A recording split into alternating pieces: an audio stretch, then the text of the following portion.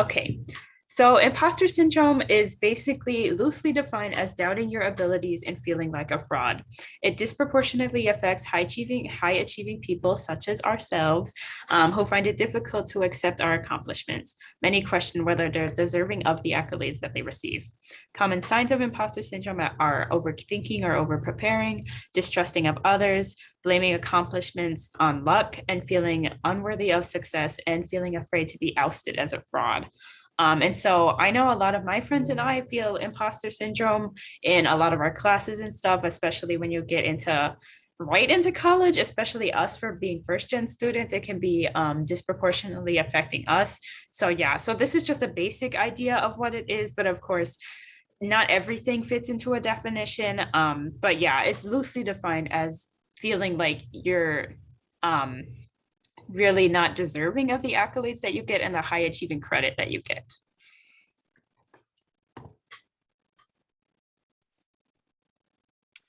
So I want to go back a little bit on that previous slide. So like if you think about imposter syndrome, we can think of it as like a bell curve.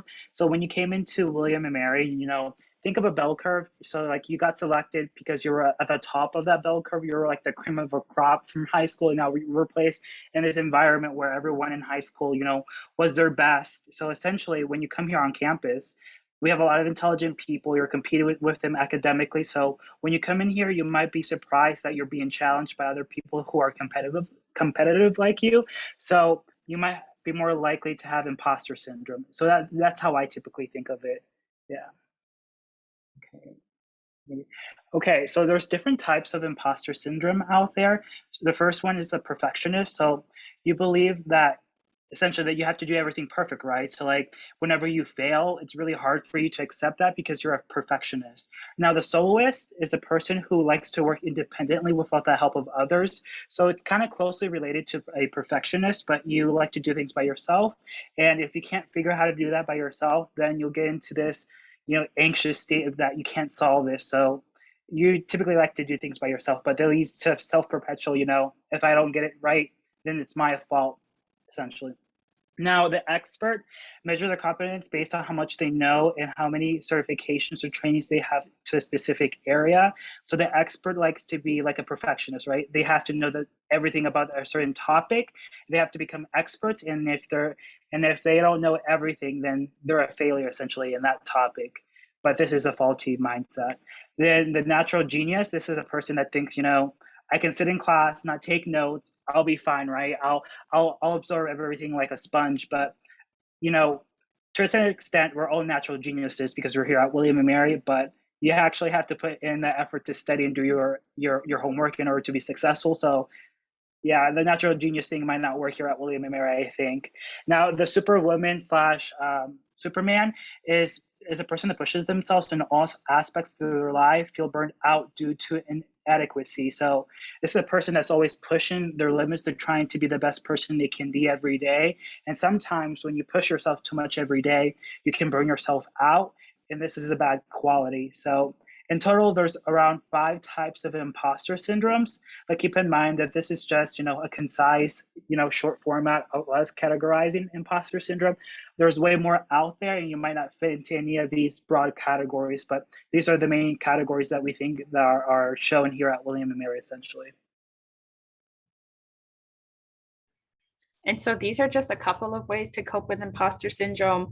The problem with imposter syndrome, especially once you get into the college world, is that it's never really going to go away. You'll always just kind of have to like face it and kind of like recognize what you're feeling. Recognizing the emotions behind it is the first step.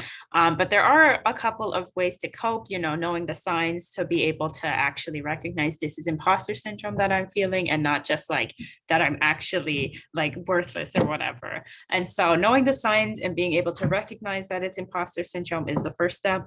Letting go of perfectionism can be very difficult, but it's definitely a very good thing to do. Letting go of having everything to be perfect, being able to prioritize things and making sure that you are at the top of the list. And so that's another big one. Talking with a mentor or a manager. A lot of there's a lot of opportunities on campus to talk to somebody about how you're feeling. We have the counseling center. They do have free counseling for anyone who needs like mental health advice or anything. And there's a bunch of people on campus that you can talk to. Dr. Pasco is a good one. And so, yeah, there's a lot of ways to get help if you need to talk to somebody about your imposter syndrome or just about your mental health in general. Knowing you're not alone. A big reason why we do these empowerment groups is so that we can know that we aren't alone in feeling this. And lots of people feel imposter syndrome. I mean, I don't think I've met a single person that hasn't felt like they don't deserve what they are given any time in my life. And so, you're definitely not alone in feeling imposter syndrome if you do. And so being kind to yourself is obviously a good one because like, yes, it's good to push yourself, but like Orly was saying, if you push yourself too hard, you can end up feeling burnt out and then that will lead to disastrous results in the end. Saying yes to opportunities is a good one because often when we have imposter syndrome, we end up feeling like we don't deserve opportunities when they're presented to us. And so we end up saying no because we think someone better will fit the position or someone better will like fulfill the role that they want you to fill. But the thing is, like, these opportunities present themselves to us. And so we should say yes to them if we really want them. So saying yes and allowing yourself the risk essentially to fail is a big important part of getting over imposter syndrome. So distinguishing humility and fear is another big one. Being able to recognize your emotions and recognize what fear is versus humility. And this is kind of in line with being able to know this, knowing the signs and just like recognizing your own mental health and what emotions that you're feeling are, why you're feeling these emotions and that you're feeling them and like what's causing them and stuff. And so tracking your success is also a very important one. I know, especially now for me, it's like it's weird to look back on how far I've come as a freshman because I can often get caught up in feeling imposter syndrome and feeling like I'm not good enough or I'm not measuring up. And then I look back on my like freshman year or even when I was in high school and I'm just like, it really kind of humbles you to look back on that and see how far you've come anyway.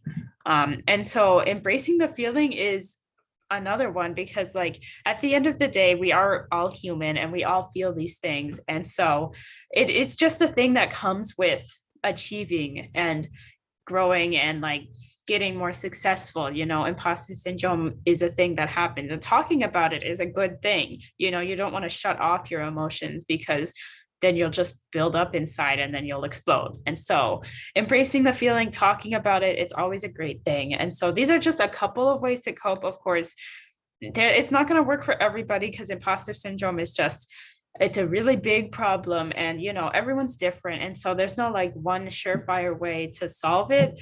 But there are a couple of signs like these to help you through it. So yeah.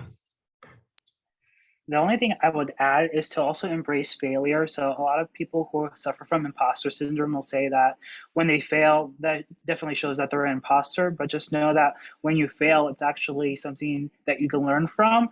Take that learning and apply it to someone else. To apply it to the same thing that made you fail the first time and learn from that and see if it makes you, get on the right track on the thing that you were trying to achieve. So embrace failure as a teaching lesson, essentially. That's what I would recommend too. Yeah, so that was it for our presentation on imposter syndrome. Thank you guys for listening.